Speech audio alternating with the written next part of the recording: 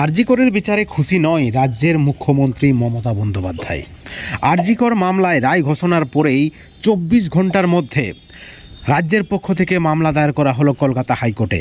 বিচারপতি দেবাংশু বসাকের ডিভিশন বেঞ্চে মামলা দায়ের করলেন রাজ্য। আপনাদেরকে জানিয়ে রাখি, রাজ্যের অ্যাডভোকেট জেনারেল কিশোর দত্ত আবেদন করেন এবং মামলা দায়েরের অনুমতি পায় রাজ্য। মামলা দায়েরের প্রক্রিয়া শেষ হলেই এবার আইনি প্রক্রিয়া শেষ হলেই বিচার প্রক্রিয়া শুরু হবে।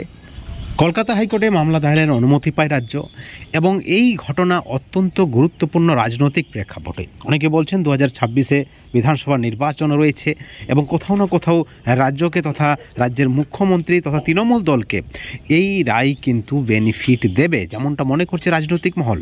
আজকে মঙ্গলবার কার্যকাল শুরু হতেই রাজ্যের আইনজীবীরা তাদের যে অভিযোগ সেই অভিযোগের ভিত্তিতে আবেদন করেন এজি কিশোর দত্ত এবং মামলা দায়েরের অনুমতি পান এবং দায়েরের প্রক্রিয়া শেষ হলেই মামলা দায়েরের প্রক্রিয়া শেষ হলেই বিচার প্রক্রিয়া শুরু হবে এবং সেখানে হাইকোর্টের ডিভিশন বেঞ্চের কি পর্যবেক্ষণ থাকছে সেটা কিন্তু অত্যন্ত গুরুত্বপূর্ণ। আপনারা সকলে জানেন নির্যাতিতার পরিবারও খুশি নয়।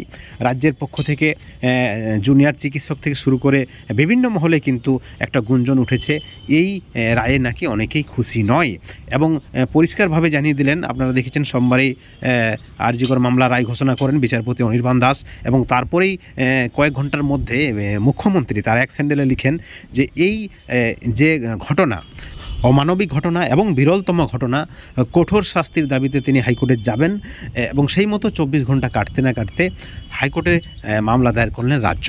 বন্ধুগণ, এই ভিডিওর পরিপ্রেক্ষিতে আপনাদের মতামত কি, আপনাদের প্রতিক্রিয়া কি, অবশ্যই আপনারা চ্যানেলের কমেন্ট সেকশনে কমেন্ট করে জানাবেন এবং এই ধরনের আরও আপডেট পেতে চ্যানেলটিকে সাবস্ক্রাইব করে রাখবেন। সকলেই ভালো থাকবেন, সুস্থ থাকবেন। Thank you so much.